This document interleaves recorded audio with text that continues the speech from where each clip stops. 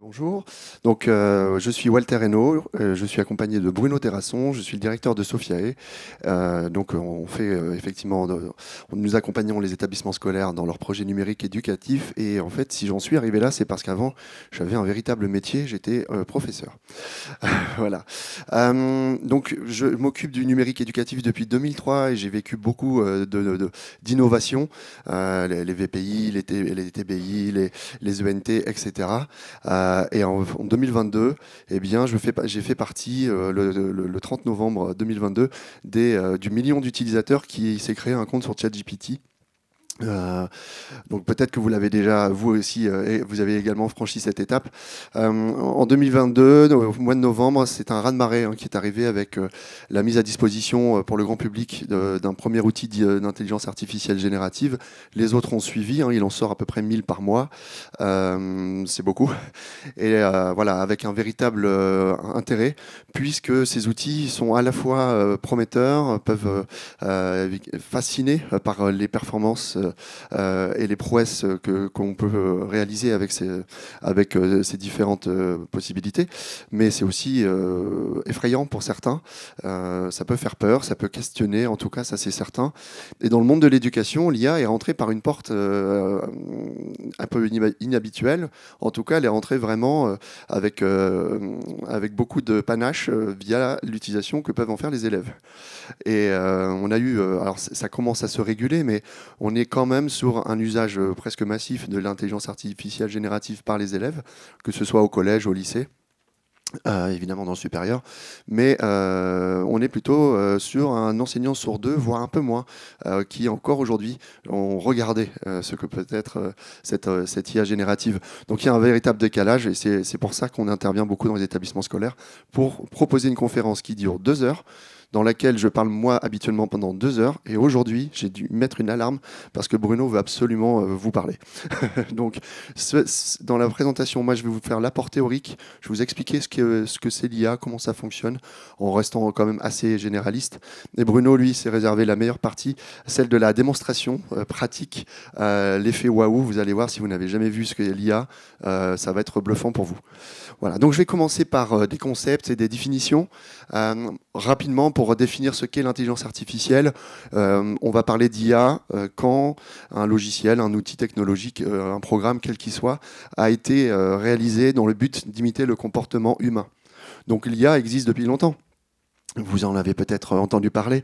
L'IA a déjà battu le champion du monde des échecs il y a longtemps, en 1996. Bon, c'est une image d'un joueur d'échecs en train de se tenir la tête dans les mains parce qu'il est en train de perdre contre une machine.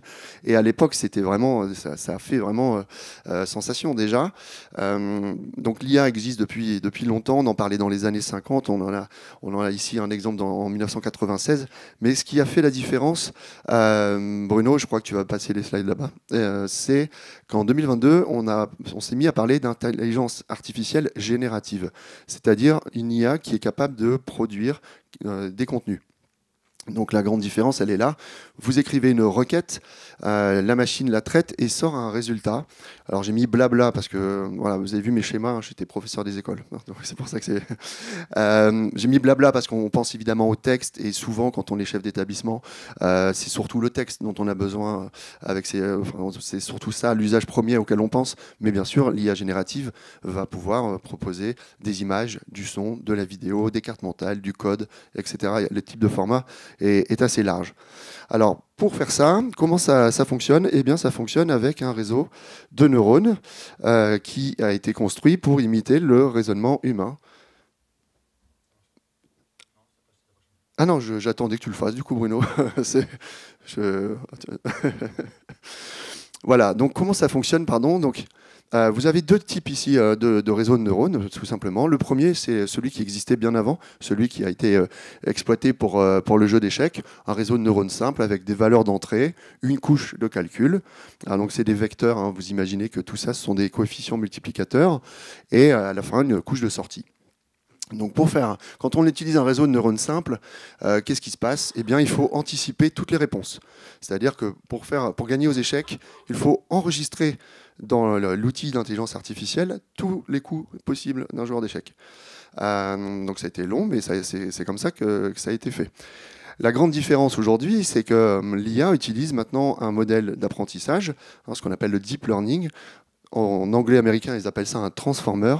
Eh bien, cet outil est capable, bien sûr, à partir d'une base de connaissances qui a été donnée, d'auto-apprendre, en fait. C'est un réseau d'apprentissage, avec évidemment des couches cachées qui rendent les calculs bien plus importants. Pour information, ChatGPT, dans sa version actuelle, travaille avec 100 000 milliards de paramètres.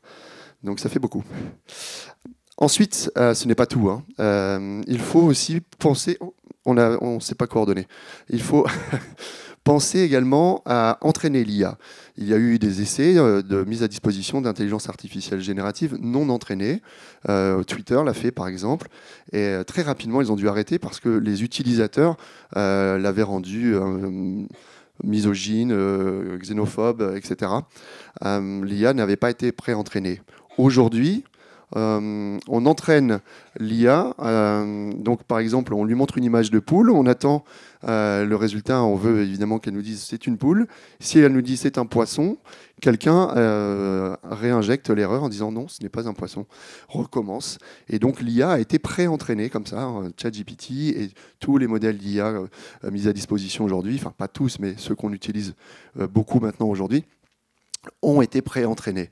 Donc ça a fait polémique parce que ça évidemment, ça a été réalisé dans des pays comme le Kenya, où les gens n'étaient pas très bien payés pour faire ce pré-entraînement. Voilà. En dehors de ce pré-entraînement, ce n'est pas tout, il fallait encore une autre condition, il fallait quelque chose d'important. Il fallait lutter contre ça. Pour ceux qui ne parlent pas anglais, il y a une grosse erreur. Voilà. Autrefois, l'IA, avec son réseau de neurones simples, pouvait faire quoi ? De la correspondance terme à terme. Vous aviez quoi ?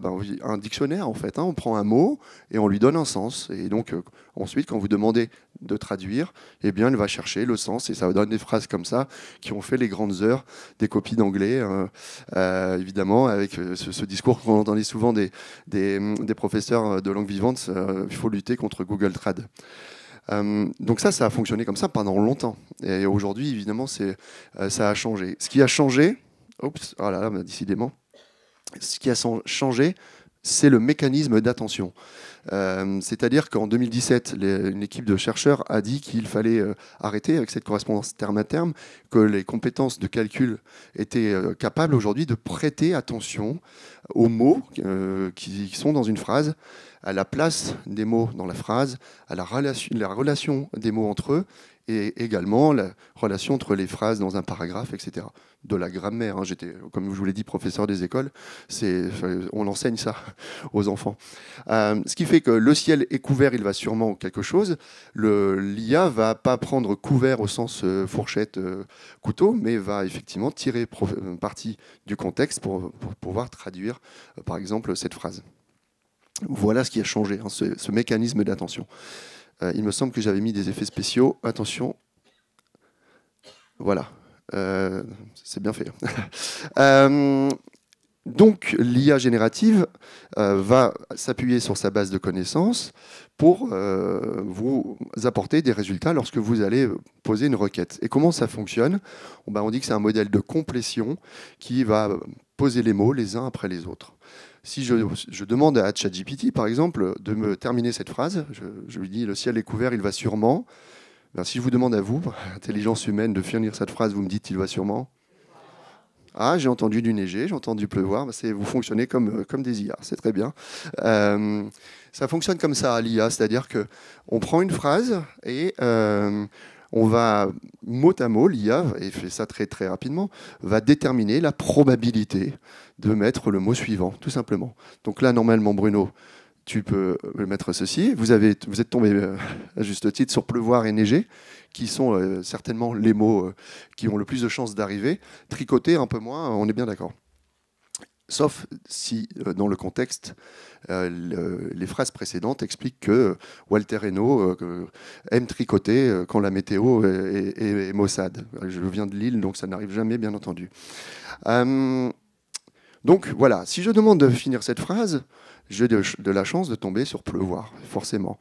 Mais, et c'est là où le génie, je trouve, a été vraiment là-dedans, dans ce détail, c'est que pour éviter d'avoir toujours le même résultat, eh ben, ils ont mis au point une variable aléatoire. Voilà, c'est tout simplement.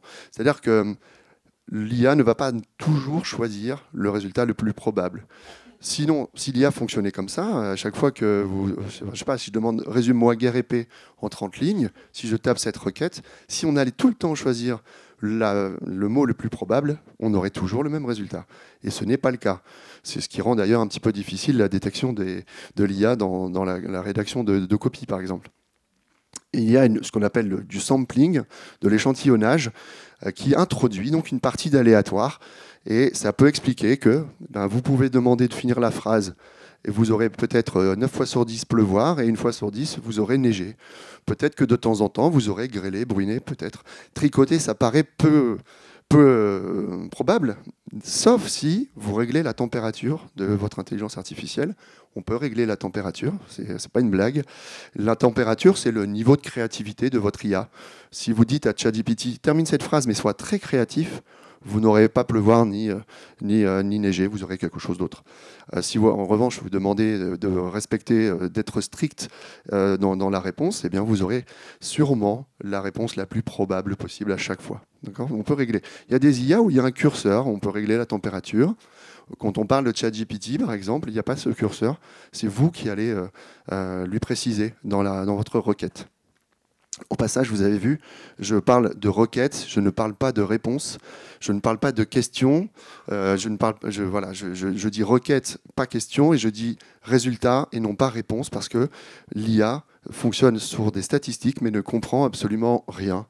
Voilà, donc quand on me dit il faut faire demi-tour, vous imaginez un jour on sera gouverné par des IA, je réponds c'est pas possible, ça voudrait dire qu'on est gouverné par des gens qui ne comprennent rien du tout, ce qui ne peut pas arriver bien sûr.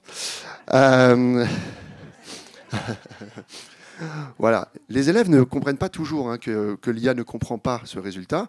Ça se voit aussi dans certains échanges. Je vois des enseignants qui commencent leur message par bonjour, s'il te plaît, merci. Voilà, bon, vous n'avez pas besoin, encore une fois, même si tout est fait pour qu'on personnifie la relation avec l'IA, il n'y a personne derrière. Voilà. J'ai quand même un enseignant qui m'a dit un jour, moi je le fais au cas où. Voilà. Donc bon.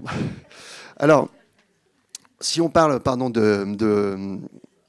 si on résume ce que je viens de vous expliquer, et je suis dans les temps, clairement, pas mal. On dirait une version YouTube accélérée, Bruno. On parle donc d'une IA générative qui est pré-entraînée et qui travaille avec des transformers, ces réseaux de neurones que je vous ai expliqués. Donc c'est le GPT, si vous regardez bien, maintenant vous savez ce que ça veut dire. Voilà. À partir du moment où vous avez compris ça, et j'espère que j'ai pu vous l'expliquer le mieux possible, vous pouvez en déduire le mode d'emploi. On peut parler d'un mode d'emploi, mais en fait, il n'y en a pas vraiment. Ça n'existe pas. On va parler de méthodologie peut-être. Si on se met d'accord pour dire que ce sont des maths, des statistiques, de la probabilité, eh bien, quand on va travailler avec ces outils, on va réfléchir à mathématiques et probabilité.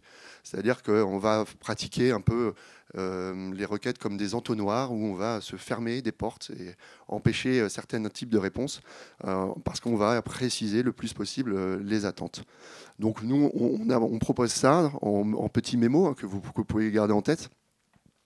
Le rôle, par exemple, évidemment, si vous adressez votre requête et que vous commencez par dire « tu es chef d'établissement », ben forcément, directement, l'IA va fermer des portes. On va éviter de parler en schtroumpf, par exemple, si vous dites que tu es chef d'établissement. Le fait de donner un rôle, déjà, vous allez orienter la réponse. Bon, tâche, objectif, je n'ai pas besoin de détailler. Le contexte, c'est peut-être ce qui est le plus long à détailler, parce que c'est là où on se rend compte que quand on fait quelque chose sans l'IA, bien entendu, bien souvent, on a énormément d'éléments en tête, énormément d'éléments de contexte.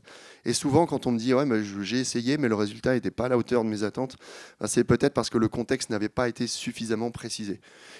Ça peut être long de préciser ce contexte, mais Bruno vous montrera qu'on a des astuces pour vous faire gagner du temps, pour éviter de le retaper à chaque fois, par exemple.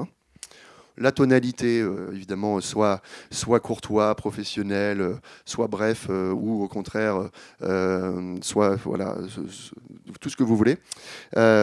Évitez juste soit drôle, parce que les blagues, c'est encore pire que moi. Voilà. Il n'est pas drôle du tout. Les contraintes, bah, un nombre de lignes, évidemment. Vous pouvez imposer des mots. Rédige un discours pour le départ en retraite d'un prof de sciences physiques et met le mot ukulélé à l'intérieur. Il va vous le rédiger. Vous pouvez mettre des contraintes, des nombres de lignes, etc. Il les respecte pas souvent quand même. Vous allez voir, si vous n'avez jamais essayé, vous lui dites faites 30 lignes. Il fait jamais 30 lignes. Il faut lui dire non mais je t'ai demandé 30 lignes quand même. Faut insister. Là où je veux vraiment insister, moi justement, c'est sur les étapes. Les étapes, je trouve que plus votre demande est complexe, plus il faut la découper quand vous allez vous adresser à l'IA. Dans un premier temps, va sur Internet et cherche les sources les plus importantes sur le sujet que je viens de te soumettre. Dans un deuxième temps, propose-moi une synthèse de ce que tu as trouvé sur Internet. Dans un troisième temps, fais un plan de ma synthèse. Et ensuite, tu pourras rédiger l'intro. Et quand je te validerai l'intro, tu rédigeras la première partie. Vous pouvez segmenter comme ça. Si vous adressez une requête brute, bien entendu, si vous dites écrire un discours pour le départ en retraite de mon professeur de sciences physiques, il va répondre. Il va écrire un discours global, général, qui pourrait passer pour n'importe quel professeur de sciences physiques. Mais si vous voulez personnaliser, vous pouvez dire, dans un premier temps, pose-moi 5 questions sur ce professeur pour mieux le connaître. Et là, l'IA va dire, OK, depuis quand il est dans l'établissement est-ce qu'il a des passions pour quelque chose? Il faut engager une conversation avec cette IA pour vraiment avoir la réponse la plus personnalisée possible. Ensuite, le format, texte évidemment, et puis après tout ce que j'ai mentionné. L'avenir de l'IA, enfin, c'est déjà présent, mais pour l'instant, ce sont des solutions qui sont assez coûteuses. Mais l'avenir de l'IA, c'est d'avoir l'IA partout dans les outils du quotidien. Vous avez des licences, on peut avoir des licences chez Microsoft, par exemple, pour ne pas les citer, mais pour avoir Copilot dans Outlook, dans PowerPoint. Voilà, donc quand vous êtes dans Teams, par exemple, et que vous avez l'IA qui est intégrée, vous pouvez demander de résumer la réunion qui vient de se passer. Voilà. Et donc l'IA s'invite dans les outils du quotidien et ça permet donc de varier les formats. Point évidemment moi j'ai vécu 2 révolutions. Hein. La première, 2022, la génération de contenu, et très rapidement, le deuxième effet qui se coule, c'est la possibilité d'importer vos documents. Et ça, moi, j'ai trouvé ça encore un cran au-dessus. Par exemple, nous, on rédige des enquêtes pour connaître les pratiques numériques des enseignants, qu'on adresse aux équipes pédagogiques. Donc, selon la taille des établissements, on peut avoir 40, 30, voire 80 et même plus de 100 personnes qui répondent. Notre questionnaire, il est très complet, 34 questions. Et donc, c'est Bruno qui passait l'après-midi, le vendredi après-midi, à dépouiller l'enquête pour pouvoir connaître les orientations de formation, personnaliser les approches, etc. Aujourd'hui, il travaille encore dessus. L'IA ne fait pas tout, mais on injecte le tableau Excel dans l'IA après avoir retiré les noms et prénoms et on demande à l'IA de nous donner les grandes tendances. Voilà, on fait une première analyse et ça prend 2 minutes et ça peut nous aider à orienter le parcours de formation de l'établissement. Vous pouvez tout intégrer. Hein, et Bruno, je ne vais pas trop expliquer parce que Bruno va vous le faire en démo, mais on peut apporter un PDF, interroger un projet d'établissement, on peut apporter de l'Excel, on peut apporter toutes sortes de documents et demander une analyse. Et ça, c'est vraiment intéressant.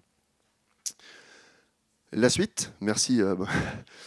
Donc, on va parler évidemment de ce qui est moins bien, parce que évidemment, il faut avoir conscience des limites de l'IA et des enjeux que ça peut poser pour le monde de l'éducation. La première limite, vous la connaissez sans doute, c'est que l'IA peut halluciner. C'est-à-dire que comme l'IA ne comprend pas le résultat qu'elle produit, eh bien, parfois, l'IA peut proposer des résultats absurdes comme celui-ci. Alors, celui-ci, vraiment, ça devient difficile de le reproduire parce que les modèles s'améliorent très rapidement. Mais c'est un exemple qui avait été populaire sur les réseaux sociaux. Voilà. Moi, j'ai vécu effectivement beaucoup d'hallucinations. J'ai pu avoir pas mal de choses, comme de fausses citations. Comme disait Victor Hugo, l'usage du smartphone à l'école devrait être interdit. Ah bon? Voilà, donc... C'est parfois l'IA dit non, bah ça je ne sais pas, je ne peux pas répondre, mais ça arrive aussi que l'IA réponde de façon comme ça aléatoire, donc il faut en avoir conscience. Deuxième limite, la protection des données, et ça évidemment ça concerne beaucoup les établissements scolaires. On préconise beaucoup d'outils d'IA, il y en a beaucoup qui sont gratuits, mais comme on dit souvent, quand c'est gratuit, c'est toi le produit, hein, c'est une formule qu'on utilise beaucoup dans le numérique. Quand on parle de ChatGPT, sauf à activer le mode éphémère hein, qui existe, mais si on ne le fait pas, et qui n'est pas présent par défaut, eh bien, c'est bien prévu, c'est bien annoncé lors de l'inscription. Les conversations peuvent être utilisées pour entraîner les modèles. Voilà, donc quand vous avez des environnements éducatifs dans les établissements scolaires, souvent il y a une option qui fait que les données restent quand même un peu plus protégées, mais sur des outils gratuits, c'est loin d'être garanti. Donc ça ne pose pas de problème si c'est pour faire un travail ou un travail scolaire ou si c'est pour préparer une séquence de cours, mais tout ce qui va être de l'ordre d'utilisation de données sensibles, évidemment, ça on ne le recommande pas. Une limite importante, ce qu'on a tendance à oublier, c'est les biais algorithmiques qui sont présents dans l'IA. Donc par exemple, cette requête, j'ai demandé à une personne qui dirige une entreprise et qui gagne bien sa vie. Je vous laisse compter le nombre de femmes qui m'ont été proposées. La base de connaissances, on ne la connaît pas exactement, mais ce sont que des productions humaines. L'entraînement a été fait par des humains. On est dans des résultats qui sont construits de façon statistique. Eh bien, on est dans la caricature, tout le temps et tout le temps. On est dans le stéréotype. Moi, quand je demande de représenter ma maison, je dis j'habite à Lille, représente ma maison, c'est toujours des briques rouges, d'un ciel gris. Alors que... non, ça, c'est pas un bon exemple. Enfin, vous avez compris.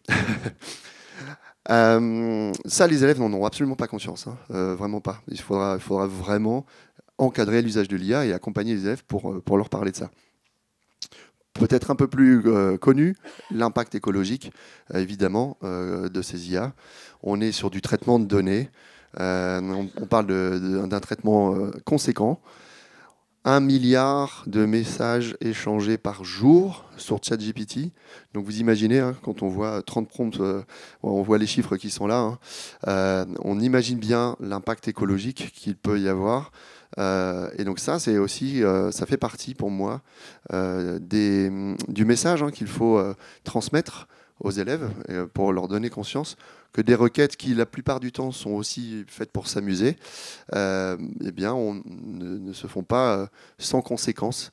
Voilà, donc ça fait partie pour moi des chartes éthiques qu'on peut mettre en place dans les établissements scolaires. Nous, on conseille les établissements scolaires d'annexer à leur règlement intérieur ou à leurs documents qui encadrent les usages du numérique dans l'établissement. On conseille de réfléchir à une charte éthique d'utilisation de l'IA pour cadrer tous ces usages. Autre limite, le plagiat, qui est à 2 niveaux. Le premier, c'est évidemment, on ne connaît pas les sources. Les entreprises qui ont créé les modèles de langage ne les citent pas. On est certain qu'ils n'ont rien respecté hein, en termes de droits d'auteur. Alors il y a eu effectivement des grondes, hein. Il y a les scénaristes d'Hollywood qui se sont mis en grève, il y a le musicien, le chanteur de Blur qui a sorti un album composé entièrement de silence pour protester contre l'utilisation de l'IA. La musique, les œuvres d'art, tout ce qui est œuvre littéraire, tout a été absorbé sans aucun respect des droits d'auteur. Donc ça pose évidemment de graves questions. Le plagiat, il arrive aussi au niveau des élèves. Hein. Si on parle de la triche, en tout cas, il remet le sujet de la triche dans les conversations au sein des équipes pédagogiques. Donc là, nous, on aime mener des débats avec les enseignants parce que c'est quoi tricher avec l'IA? Si je dois faire une synthèse et que je demande à l'IA, voici le sujet, fais la synthèse. Bon, on est tous d'accord pour dire qu'on triche. Si je demande à l'IA, voici le sujet, fais-moi le plan, moi je vais rédiger. Est-ce qu'on triche ou pas? Vous voyez, après, si je dis voici le sujet, voici mon plan, qu'est-ce que tu en penses? Ah, pas mal, je vais prendre tes idées. Vous voyez, et les enseignants n'ont pas la même réponse. Quand vous posez le débat de la triche, c'est quoi tricher? J'ai une synthèse, je n'ai pas accès à l'IA, mais mon grand frère était dans la même classe il y a 3 ans. Je lui demande, tu as fait comment toi à l'époque? Ben, regarde, fais ça, ça, ça, et maman, elle va corriger tes fautes. Est-ce que c'est de la triche? Sachant que tous les élèves n'ont pas accès à cette aide familiale. Donc, vous voyez, ça pose beaucoup de questions. Et en plus, on a souvent une question des enseignants, c'est est-ce que vous connaissez un outil qui permet de détecter l'utilisation de l'IA dans les devoirs à la maison? Alors là, on les rassure, évidemment, on en a un qui est imparable et qu'on recommande vraiment, dont on recommande l'utilisation tout le temps, c'est l'enseignant, tout simplement, qui connaît ses élèves. Parce que les solutions technologiques, elles ne sont pas fiables. Enfin, en tout cas, nous, on a fait des essais. On a des faux positifs, des faux négatifs. C'est difficile, et c'est difficile parce que si je reviens dans mes exemples précédents, quel degré d'usage de l'IA dans la réponse?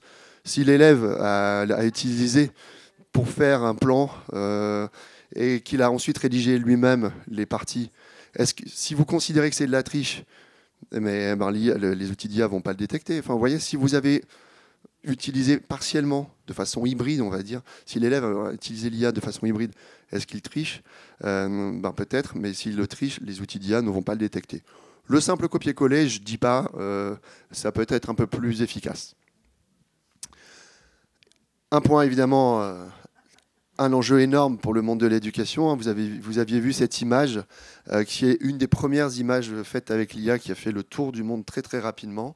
Ben en fait, aujourd'hui, avec des outils, des smartphones, on est capable de générer des images, de générer des fake news.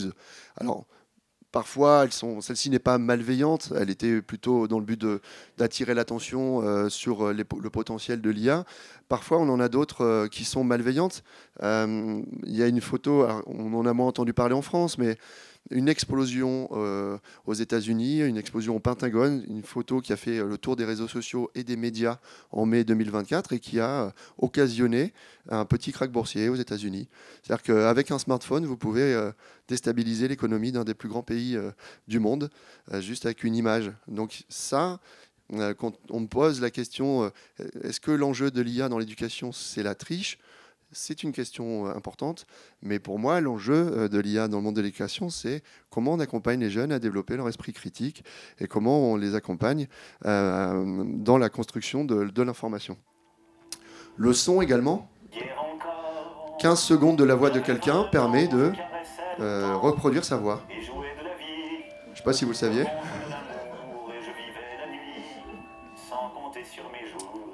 Voilà, on peut arrêter là, Bruno. Voilà, donc selon moi, donc cette éducation média à l'information est centrale, hein, évidemment.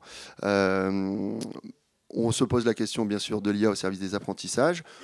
Dans un premier temps, nous, quand on intervient auprès des enseignants, et je vais laisser Bruno donc s'installer et vous faire la démo, on commence surtout par évoquer l'utilisation de l'IA au service des professeurs. Qui considèrent d'ailleurs que solliciter l'IA pour préparer un plan de cours détaillé, ce n'est pas de la triche. Je te donne le micro. Merci beaucoup et je reviens tout à l'heure. Merci. Moi, je vais vous faire une petite partie démonstration. Donc, je suis encore prof de SVT à mi-temps. Et mon autre activité, c'est directeur pédagogique de Sophia. Donc, cette petite démo, je l'ai contextualisée, mais je l'ai fait devant tous les directeurs diocésains à Montrouge mardi. Donc, ils ont vu ça. Et j'ai formé, il y a un mois de cela, tout le secrétariat général d'enseignement catholique. Donc, ils ont là eu vraiment une journée de formation.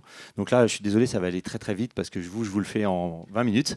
Donc, vous allez en prendre plein la tête. Mais voilà. La première fois qu'on utilise l'IA, on l'utilise un peu de façon... Voilà, c'était pour dire que c'est à moi de parler. De façon généraliste, en fait. Donc, je vais vous faire une petite démo. Donc ça, je crois que c'est... Walter, c'est ta femme qui a reçu ce mail-là. C'est ça, exactement. Tu peux donner le contexte pendant que je fais la démo? Oui, alors effectivement, exemple personnel. Donc moi, je suis un bon prof. Hein, je me suis marié donc avec une prof. Et elle est rentrée un jour du lycée en me disant « Tu te rends pas compte, j'ai donné des devoirs à faire et j'ai reçu un mot, c'était écrit nous avons privilégié donc, la raclette et les temps de loisirs en famille. Merci de décaler l'évaluation. » Donc je l'ai vu arriver en disant « Tu vas voir, je vais leur faire une réponse, ils sont pas prêts. » Et donc j'ai dit « Tu veux pas utiliser l'IA quand même pour répondre ?» Ça a permis de retirer un petit peu l'émotion de la réponse. Et vous voyez dans la réponse qu'effectivement, c'est plutôt bien fait. Donc à la fin, il y a ce que disait Walter sur la tonalité, rédiger un mail qui soit professionnel, courtois mais ferme et qui rappelle aux parents leurs obligations. Donc c'est copier-coller, c'est les premières choses. Donc là, je suis dans ChatGPT. Hein. Tout ce que je vais vous montrer là, c'est en version gratuite. Je vous dirai quand je passerai en version payante. Alors moi, ce que j'aime bien, c'est rajouter, comme c'est de l'IA générative, on va rajouter quelque chose un peu plus rigolo.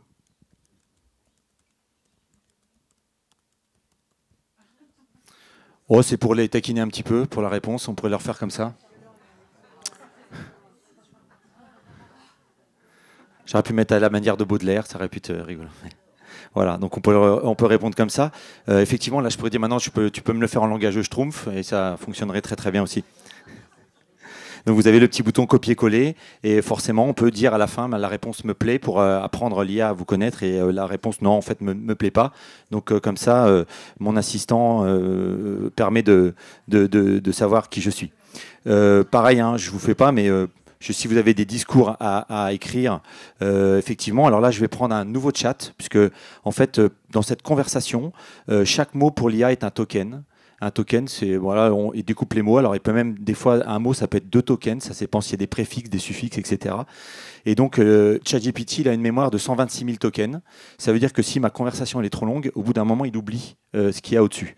Et en plus, comme il a quand même une mémoire, en fait, il vaut mieux changer de sujet de conversation quand je reparle de complètement d'autres choses. Et donc là, je vais simplement dire que je suis chef d'établissement. Écris-moi un discours de bienvenue pour mes enseignants à la rentrée. Voilà. Donc j'aurais pu personnaliser un petit peu, mais voilà, il va m'écrire mon discours. J'aurais pu lui dire en 10 minutes, 15 minutes, en mettant tel mot dedans. Voilà. Donc là, je lui dis, voilà, discours de bienvenue. Donc ça, c'est ce qu'en général, on utilise quand on commence sur ChatGPT. Et moi, j'utilise un peu plus de façon spécialiste. En fait, j'utilise des IA spécialistes et j'utilise de la spécialisation dans ChatGPT. Je vais vous montrer déjà la spécialisation dans ChatGPT. Je ne vais pas prendre dans le bon ordre, mais on va faire ça. C'est un peu plus spécialisé. Disons que le prompt, contrairement à ce que son nom voudrait le faire laisser entendre, c'est qu'il ne faut pas que ça soit court, c'est qu'il faut que ça soit très long. Donc là, déjà, je vais spécialiser. Nous, on a une psychologue dans l'ensemble scolaire pour 2000 élèves, Marie-Madeleine, qui me dit « J'ai vu ta conférence, il faut que tu me formes parce que moi, j'en ai marre de passer du temps à rédiger des rapports. » Donc en fait, je prends les élèves en consultation le matin et l'après-midi, je passe mon temps à rédiger les rapports. Et moi, en fait, j'adore dans l'IA rajouter de l'humanité dans l'ajout de l'IA. C'est-à-dire que quand je mets l'IA quelque part, je me dis comment je peux rajouter de l'humain. Et donc là, maintenant, vous allez voir pourquoi.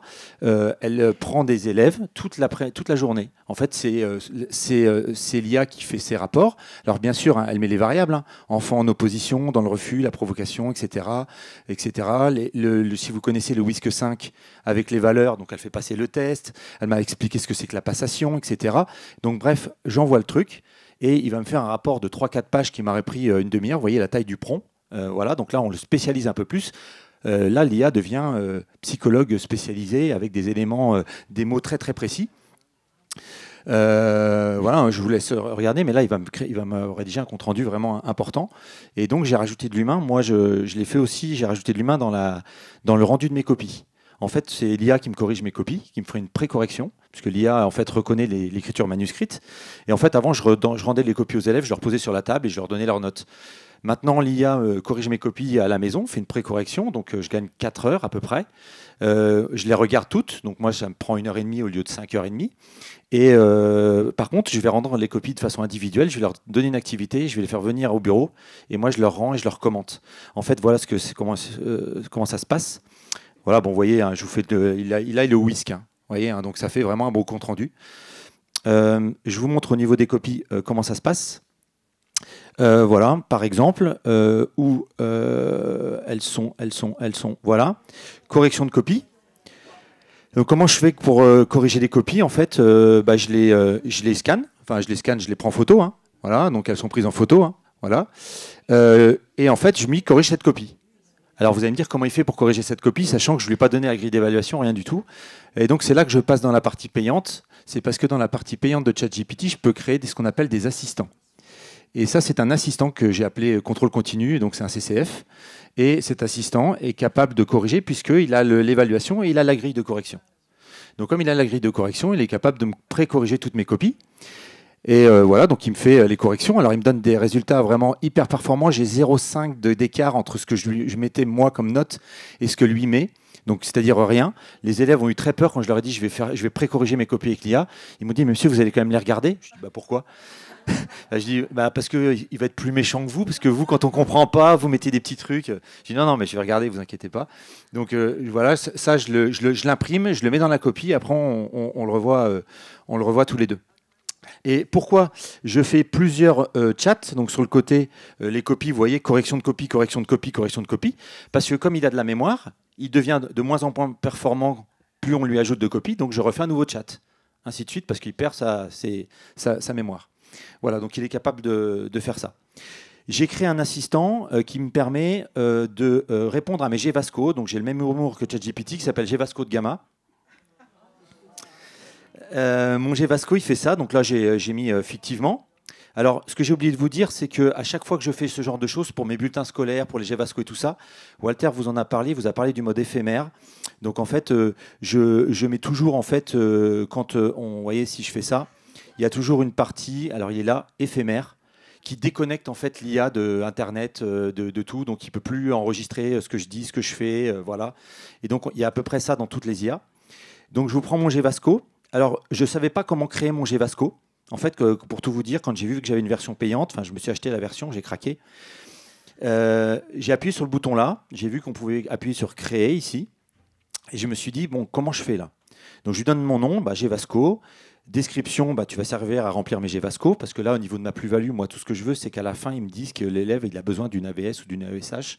C'est le résultat que je veux, et je n'ai pas envie de passer 50 minutes dessus, je préférerais les passer avec l'élève pour l'aider. Du coup, là, je ne sais pas quoi lui dire. Donc, en fait, ce que j'ai fait, c'est que j'ai eu l'idée, j'ai été sur ChatGPT, j'ai créé un assistant, donc là, avec le petit plus, je lui ai balancé le GVasco, et je lui ai dit, si tu étais un assistant, comment ferait que je te parle pour que tu le remplisses? Il me dit, il faudrait que tu me dises ça, ça, ça, ça, ça. Donc j'ai copié et que je l'ai collé. Je lui ai dit, tu vas faire ça, ça, ça, ça, ça. Donc en fait, mon GVasco, il ne m'a pas pris beaucoup de temps à faire, parce qu'on pourrait se dire que cette partie-là, c'est long à faire, mais si vous regardez, parce que je lui ai donné toutes les instructions. Hein. Étape 1, tu dois faire ça. Étape 2, tu dois remplir, s'orienter, fixer, mémoriser, etc. Tout ça, c'est lui qui se l'a écrit lui-même. Hein, du coup. Et donc moi, quand j'utilise le GVasco, ça donne ça. Copier-coller. Donc je vais parler d'un élève. Et donc, il va me remplir mon GVasco avec mon tableau, voilà, avec les compétences, ce qu'il sait faire, ce qu'il ne sait pas faire. Voilà, trop bien. Et donc ça, après, j'ai plus qu'à faire un copier-coller, ou lui dire exporte-moi sous format Word. Et en plus, comme mes collègues, ils ont vu ça, ils m'ont dit Bruno, tu nous passes ton GVasco, s'il te plaît. Je dis pas de problème. Donc je leur ai passé le lien, parce que même avec un compte payant gratuit, vous pouvez utiliser mon GVasco. Puisque en fait, il suffit que je vous donne le lien de mon GVasco, je vous le donne et vous pouvez l'utiliser. Et donc il remplit, et à la fin, j'ai la matière qui apparaît, voilà, que j'avais donnée, les matières que j'avais données au-dessus, et voilà, selon les matières, il va donner ce qui est bon, ce qui n'est pas bon. Voilà. Et donc je me suis fait un assistant pour mes cours aussi. Je me suis dit, tiens, je vais lui balancer du Scholl, le référentiel, je vais lui mettre tous les cours que j'ai déjà faits. Je vais lui mettre des diaporamas, je vais mettre tout ça, et puis je vais lui dire, tiens, tu vas surtout pas chercher sur Internet, hein, je le déconnecte d'Internet ici. Et donc là, par exemple, si je veux faire un cours sur la génétique, je vais lui dire...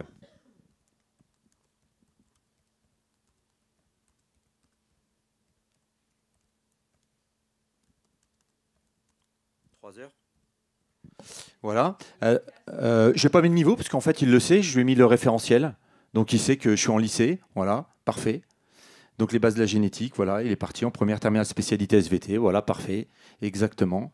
Donc là, il me rédige, après je vais lui dire, crée-moi un protocole expérimental pour tel truc, rédige-moi une fiche séquence, donc il n'y a aucun souci, crée-moi un exercice, crée-moi une évaluation, tiens, je t'envoie l'évaluation, crée-moi la grille de correction, il me crée la grille de correction. Donc c'est vrai que je vais gagner du temps et je suis pile dans le référentiel et pile dans les compétences parce que je lui ai injecté et que je l'ai interdit d'aller sur Internet pour aller chercher d'autres trucs et les inventer. Donc je tombe forcément pile dans ce qu'il faut. Donc voilà, ça c'est pour ça que j'ai plein d'assistants en fait que je crée pour faire un peu tout et n'importe quoi. Après des IA, j'en utilise. Je regarde le temps, il me reste. Tu me dis Walter? 10 minutes. Alors, des IA, j'en utilise d'autres, hein. L'IA française, Mistral. J'utilise aussi Claude, qui est génial, mais en fait, c'est toutes des IA génératives. Je dis, en fait, il vaut mieux en connaître 3-4 en formation avec les enseignants. Je leur en montre 3-4, parce que c'est un peu comme les moteurs de recherche. Si vous allez que sur Google, vous n'aurez qu'une partie de la vérité. Il y a d'autres moteurs de recherche qui vont vous donner d'autres résultats. Bah, les IA, des fois, quand je vais dans Claude, il va me répondre des choses beaucoup plus performantes que quand je vais dans ChatGPT. Des fois, c'est dans Mistral. Mais en fait, dans tous les cas, vous voyez, c'est exactement la même chose. Il faut poser la question ici, il faut bien la poser, en fait. Voilà. J'utilise des IA un peu spécialisées. En fait, maintenant c'est devenu un ami, c'est un chef d'établissement qui est dans l'Est de la France qui me dit Bruno, il y a mon directeur du Haut-Cézanne, on a fait l'évaluation de l'établissement, et puis en fait, il m'a demandé de faire les SWOT, donc on a fait des SWOT. Donc voilà, et par contre, le problème c'est que j'en ai fait 4 dans les 4 domaines de compétences, le domaine d'évaluation. Donc le domaine 1, vous savez, le domaine 3, la gouvernance de l'établissement, les élèves, etc. Donc il me balance tout ça, il me demande d'en résumer pour en faire un seul. Je lui dis, donne-moi tes documents Thierry, je m'en occupe. Donc il m'a donné ses documents. Moi, il m'a résumé donc ces 4 SWOT en un seul pour faire un bilan général. Et après, j'ai utilisé une IA qui m'a permis, parce que moi je suis visuel, en fait j'aime bien voir des schémas, en fait ça me parle moins le texte. Donc quand je vois ça, j'ai envie d'avoir un schéma, donc j'ai copié-collé ça dans une IA qui me fait des infographies. Donc en fait je balance ça comme ça, j'appuie sur le petit bouton bleu, donc aux connaissances en informatique 0, il faut savoir appuyer sur un bouton bleu. Et donc là il est en train de générer ici, en fait vous voyez, voilà. Donc il est en train de me faire ça, donc voilà, bah, j'ai un petit truc qui est sympa, mais il va m'en proposer d'autres, hein. C'est à moi de choisir après ce qui m'intéresse. Vous préférez lequel? Celui-là, il me parle. Voilà. Celui-là, il me parle, je fais ça, puis après, je choisis les couleurs. Puis une fois que je l'ai créé, enfin que j'ai choisi, en fait, je peux effectivement à l'intérieur tout modifier, tout déplacer. En fait, tout est modifiable. Voilà. Et à la fin, ça, ce n'est qu'une image que je recopie-colle dans Word pour avoir en fait mon SWOT. Et donc, j'ai fait ça pour tout son bilan. Et en fait, moi, je me suis acheté ça. J'ai fait un audit des pratiques pédagogiques dans un établissement scolaire où j'ai audité des enseignants parce que c'était un peu le bazar. Il y en a qui utilisaient Padlet, il y en a qui utilisaient Teams, il y en a qui utilisent. Et donc, j'ai enregistré les enseignants toute la journée. Donc, j'ai posé cette petite carte sur la table, clac. J'ai dit, est-ce que vous êtes d'accord pour que je vous enregistre? Donc là, il enregistre absolument tout ce qui se passe. Voilà. Et à la fin, il me balance le fichier son dans mon téléphone et il me fait un résumé par IA avec une carte mentale. Et donc, c'est comme ça aussi que moi, je fais mes bilans quand je vais dans les établissements pour faire un peu un audit. Je pourrais vous montrer, si ça vous intéresse. Ça s'appelle PLAUD, P-L-A-U-D. Voilà, ça permet de faire des petites choses comme ça. Après, je voulais vous parler un petit peu des outils aussi spécifiques comme celui-ci. Alors là, c'est pour faire des présentations. Donc j'en ai un, ça s'appelle Gamma. Mais moi, je peux utiliser PowerPoint, je vous le montrerai. Donc je vais faire une petite présentation. C'est une IA spécifique. On va lui demander de concevoir un plan détaillé, un diaporama. Voilà. Donc en fait, je peux créer un diaporama soit en copiant-collant du texte, soit en générant, soit en important un fichier. Donc vous voulez présenter votre établissement à d'autres écoles à côté, etc. On pourrait même choisir cette solution-là, dire tiens, je vais copier-coller l'URL de mon site internet et ça va transformer mon site internet en diaporama que je pourrais aller présenter ensuite dans les écoles à côté. Et donc, mais là, je vais le faire en mode voilà, je veux créer un diaporama. Je voudrais un diaporama pour présenter aux enseignants les orientations de Cézanne en matière d'éducation inclusive. Générer le plan. Donc là, il va me proposer un plan. Plan que je peux modifier à tout moment. Hein. Là, voilà, je peux tout modifier ici. Hein. Vous voyez, je mets à la poubelle, je mets au-dessus, en dessous. Je choisis la déco de ce qui me plaît. Je choisis si je veux peu de texte, moyennement de texte ou beaucoup de texte par diapo. Et je veux les images générées par IA ou alors que les images viennent d'Internet. Bref, une fois que j'ai tout paramétré, j'appuie sur Générer. Et puis là, il va me générer mon diaporama que je pourrais exporter à la fin en PowerPoint et que je pourrais reprendre ensuite avec PowerPoint. Donc là, j'ai pris un compte démo qui s'appelle Poubelle. Donc vous inquiétez pas si vous voyez écrit Poubelle au milieu là. Parce que en fait, c'est un compte, je fais ça hein, aux enseignants. Je leur fais créer des comptes poubelles pour qu'ils puissent faire des tests. Donc voilà. Et donc là, il me génère mon diaporama. Donc pendant ce temps-là, je bois un café. Donc je suis devenu caféinomane depuis que j'utilise l'IA. J'arrête pas de prendre des cafés le temps qu'il me fasse le boulot. Voilà. Donc vous avez ça, là, définition, voilà. Voilà, ça c'est pas mal. Ressources, construire ensemble une école inclusive. Et donc à la fin, je fais 3 petits points. Exporter. Et je vais dans PowerPoint et je le télécharge. Et après, je peux le retoucher avec PowerPoint. Alors dans PowerPoint, moi, l'avantage, c'est que j'ai un compte payant aussi chez Microsoft. Là, je suis dans PowerPoint. Et dans PowerPoint, quand on a un compte payant, on a écrit copilote ici. Et là, on peut lui dire, est-ce que tu peux me générer un diaporama? Donc j'aurais pu le faire directement ici. Donc ça, c'est génial. Là, si je dis, crée-moi un diaporama sur telle ou telle chose, il va me le faire.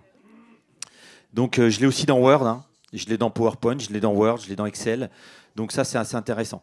Et je voulais vous montrer un autre... Donc pendant que je suis dans les outils Microsoft, alors nous, dans l'ensemble scolaire, on a les outils Microsoft, mais je voulais montrer une petite routine d'enseignant. Et quand j'aurai terminé cette routine, je vais vous essayer d'imaginer le temps que ça m'aurait pris avant 2 ans, quand les IA n'existaient pas. Moi, je suis enseignant, donc je vais vous le faire à la vitesse à laquelle je le fais quand je bosse. En fait, j'ai besoin d'une vidéo YouTube. Donc, je vais sur une vidéo et j'ai besoin de créer un QCM en fait, sur cette vidéo et faire une évaluation au niveau de mes élèves, savoir s'ils ont bien compris la vidéo. Donc, je vais aller sur YouTube. Donc là, je suis sur YouTube. La force cachée des plantes. Cette vidéo m'intéresse. Donc, en fait, je vais télécharger cette vidéo. Mon inspecteur m'a dit que j'avais le droit. Ça s'appelait l'exception pédagogique. Je ne vais pas la diffuser dans une salle de cinéma. Je la télécharge. Pour télécharger la vidéo, j'enlève le UBE à la fin de YouTube pour aller sur YouTube. Je vais là-dessus. J'arrive ici. Donc, et je clique sur MP4, formation, format, et clac, j'appuie sur le bouton, ça me télécharge la vidéo. Donc j'étais sur YouTube, j'enlève UBE, je vais sur YouTube, je télécharge la vidéo, elle est dans mon ordinateur. Donc déjà, ils peuvent l'enlever de YouTube, c'est pas grave, je l'ai. Ensuite, je vais sur OneDrive, mon espace de stockage, et je fais plus, charger, et je viens mettre cette vidéo YouTube à l'intérieur. Donc cette vidéo YouTube, je vous ai passé le truc, je l'ai fait là, du coup elle est là. Et je clique sur cette vidéo et OneDrive me propose gratuitement, ça c'est pas payant, hein, les enseignants ne le savent pas, hein, ils le voient qu'en formation quand on le fait les formations.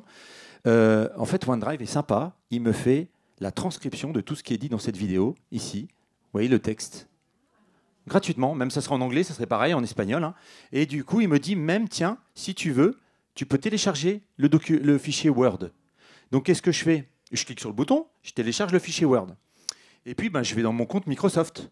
Et à l'accueil de mon compte Microsoft, quand je cherche bien, sur la gauche, là, ou alors dans les 9 petits points, il y a écrit copilote. Et là, qu'est-ce que je fais? Je vois un petit bouton pièce jointe et je vais lui injecter le fichier Word. Et je lui dis, à partir de ce fichier Word, tu pourrais me faire un QCM de 20 questions? Donc, il me fait le QCM. Et je lui dis, tant qu'à faire, tu pourrais me l'exporter au format Word, encore une fois. Donc, je vais avoir un QCM au format Word, vous êtes d'accord? Et ensuite, il faut que je le fasse le Forms, le formulaire. Donc là, je vais dans Microsoft Forms, et puis je fais importer, importation rapide, et je viens glisser mon fichier Word ici. Et automatiquement, il me fait mon QCM que j'ai fait là. Hop. Donc ça, moi, le boulot, en fait, du début jusqu'à la fin, là, je ne suis même pas à 5 minutes. Et j'ai juste à faire quoi? À cocher les bonnes réponses, mettre le nombre de points. Et une fois que j'ai fait ça pour toutes les questions, je le partage aux élèves à la maison, soit sur École Directe, copier-coller le lien, ou alors par QR code là tout de suite, et ils font le travail s'ils ont une tablette, par exemple. Donc ça, c'est un boulot tout compris qui me prend 5 minutes. Ça m'aurait pris peut-être plus d'1 heure, 1 heure et demie, voire 2 heures, le temps de regarder la vidéo, me dire quelles questions je peux poser sur cette vidéo, taper toutes les questions à la main. Ouais, imaginez le travail, quoi. Donc là, c'est une routine que moi, je fais, voilà. Je suis bon au niveau temps. Et je voulais vous montrer un petit peu, du coup, ce qui se passe, c'est qu'actuellement, les élèves font ça. Et c'est vraiment un problème actuellement. Je vais vous faire la petite... voilà. En gros, maintenant, un élève, quand il a un devoir à la maison, certains élèves voient ça, ou alors ils voient en français, mais ils ne veulent pas le comprendre. Et, en gros, ils font copier, coller dans ChatGPT, et ChatGPT leur donne une réponse. Alors, qu'ils comprennent ou qu'ils ne comprennent pas. Donc là, vous êtes imaginons que ce soit un devoir de mathématiques. Vous prenez votre devoir en photo. Vous dites, fais-moi le devoir de mathématiques. Il fait le devoir. Là, qu'est-ce que vous faites? Vous ne comprenez rien. Donc vous faites copier, coller. Et vous renvoyez ça au prof de maths. Et moi, mon collègue de maths, avant qu'on fasse les formations, voilà ce qu'il avait. D'ailleurs, il m'a dit, punaise, ils ne prennent même pas la peine d'enlever les hashtags, les étoiles dans le truc. ChatGPT 20 sur 20, 14 élèves qui ont fait ça, et voilà. Et il me dit, j'arrête de donner des devoirs à la maison. Et ça, c'est un gros problème, parce que là, en France, ce qui se passe, c'est que les profs, petit à petit, commencent à arrêter de donner des devoirs à la maison, parce qu'ils disent, de toute façon, ils les font comme ça. Et moi, je dis, il ne faut surtout pas faire ça. Il faut continuer de donner des devoirs à la maison, sauf qu'il faut trouver des stratégies. Je dis, ça, tu leur donnes à la maison, mais après, tu donnes le même devoir en classe. Ce qui fait qu'après, tu fais le delta entre le devoir à la maison et le devoir en classe. S'ils ont 20 à la maison, 19 en classe, 18, bah, tu leur laisses leurs 19 ou leurs 20. Par contre, s'ils ont 4, ça veut dire que l'IA ne leur a pas permis d'être plus intelligents, bah, mais leur 0. Et je l'ai fait l'expérimentation avec ma fille. Donc je vous montre ce que ma fille faisait avant. J'ai découvert que ma fille utilisait mon compte, elle est en seconde maintenant, payant. Et ma fille utilisait mon compte et j'ai découvert des fois, je me dis mais c'est pas moi qui ai tapé ce truc-là. Et, et en fait, elle avait 12 de moyenne quand elle est arrivée cette année en seconde, alors qu'elle a été bonne élève en troisième. Et je dis, mais qu'est-ce que ça va pas? Et j'ai compris. En fait, elle fait tous ses cours, photos, fait avec ChatGPT. Donc quand elle arrive en évaluation, elle ne comprenait rien. Et je lui dis, ma fille, viens ici, je vais t'expliquer. Et je l'ai fait après avec mes élèves et ça fonctionne super bien. Et j'ai formé ma fille et les élèves à l'utilisation de l'IA. C'est-à-dire que maintenant, elle n'a pas le droit de prendre une photo et dire, fais-moi le job. Elle doit faire ça. Donc voilà comment Lily maintenant travaille avec l'IA. Donc ça, je l'ai attrapé. Maintenant, ça, donc je sais, hein, elle ne me l'avait pas dit, mais voilà ce qu'elle fait. Vous voyez, c'est pas du tout la même question. J'ai une évaluation de seconde. Peux-tu m'aider à réviser? C'est pas fais-moi le travail. C'est pas pareil déjà dans la question. Et donc là, elle a mal posé son prompt. Il y a encore un petit boulot de formation. Parce qu'il lui donne une information, elle l'a coupée, vous voyez, dans son élan, et elle lui a dit, mais attends, mais j'ai pas appris ça. Donc, tiens, je te prends en photo mes cours. Donc, elle a pris en photo, elle a posé ça sur son lit, clac, elle a pris en photo, elle lui balance les cours. Et donc, il lui dit, ah ok, d'accord, maintenant que j'ai les photos, je comprends mieux. Merci pour tes photos, maintenant je vais te faire ta leçon. Donc, il lui fait la leçon, et il lui donne des exercices, comme elle a demandé. Et donc, elle est avec son iPad, elle fait des exercices, elle fait capture d'écran, elle lui envoie. Est-ce que j'ai bien placé les points? Oui, oui, c'est ça, mais attends, j'ai vérifié, là, il y a un petit problème. Tac, tac, tac, et c'est que des allers-retours. Et voilà, est-ce que tu peux me dire si j'ai juste? Voilà. Et donc elle revient, ainsi de suite. Merci, j'ai compris mon erreur. Ainsi de suite. Et j'ai compris mon erreur, j'adore. Voilà. Et donc en fait, elle a un assistant, un coach, qu'elle utilise pour comprendre en fait, et pas pour faire un copier-coller. Mais ça, c'est pas inné. Hein. On l'aurait à leur place, on peut pas leur en vouloir. On le réutiliserait pour faire un copier-coller. Hein. Voilà. Donc c'est exactement ça. Donc pour terminer, en fait, il va y avoir un cadre légal qui va sortir en France bientôt. C'est l'Éducation nationale. Je suis en train de travailler. Je suis dans un groupe de travail numérique parce qu'on travaille beaucoup avec Forum Numéris puisqu'on a l'agrément Calliope et Acto aussi. Et Formiris, donc la directrice territoriale Pays de la Loire, elle me dit voilà, si tu veux, il y a un groupe de travail qui peut t'intéresser. Donc je me suis dans un GTNUM et on travaille sur ce document qui va être bientôt diffusé. Et ça va être le cadre de l'utilisation en France de l'IA, de l'éducation nationale. Bah, ils sont vraiment ouverts sur le sujet. Ils disent que pour l'instant, il n'y a pas d'IA souveraine, donc il faut sensibiliser sur toutes les IA.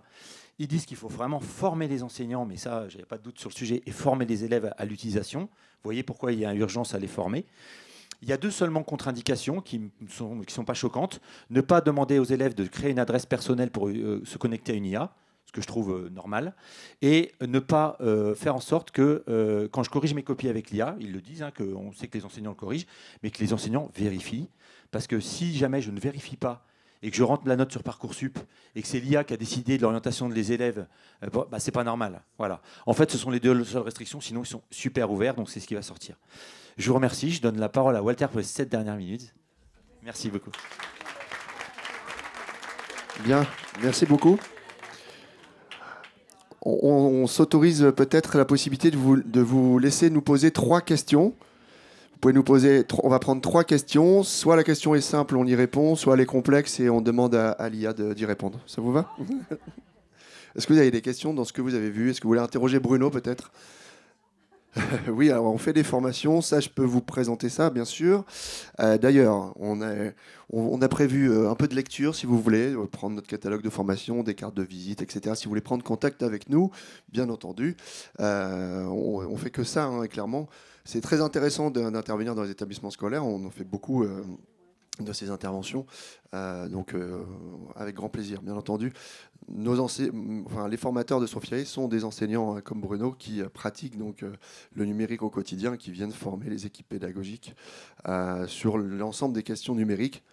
En ce moment, l'IA effectivement fait partie des demandes fortes, mais on accompagne évidemment sur tout ce qui concerne le numérique éducatif, y compris sur la partie matériel, services techniques, etc.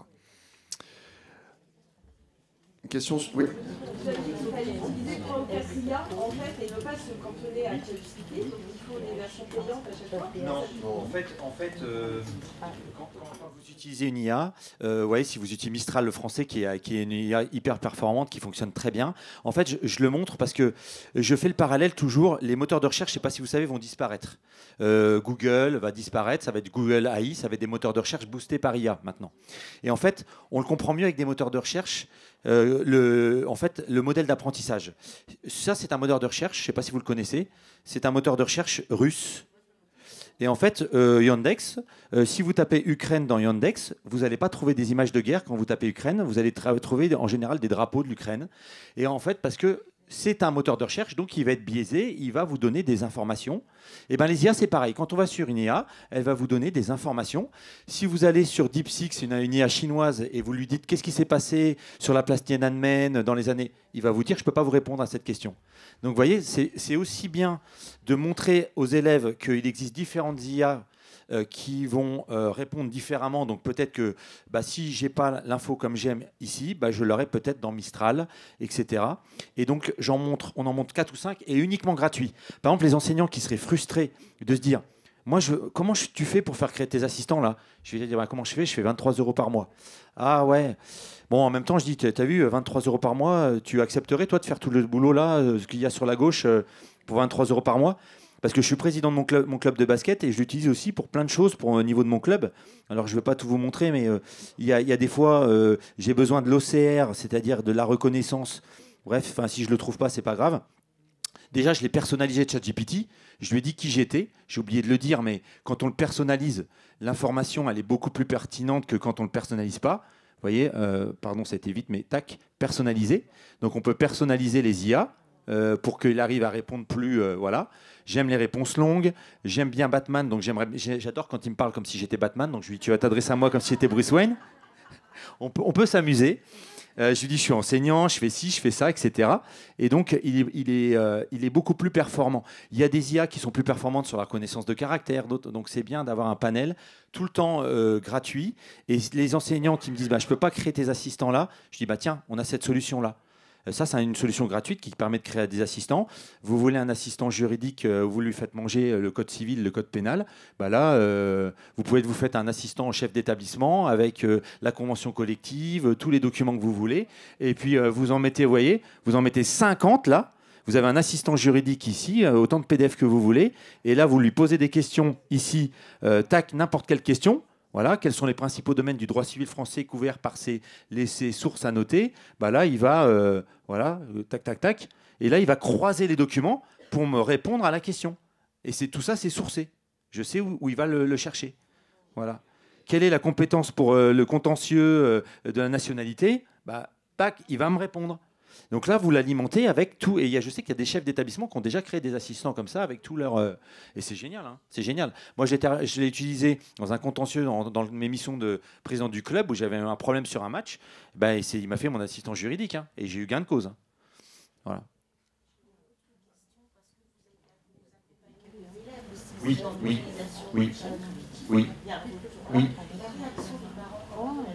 En fait.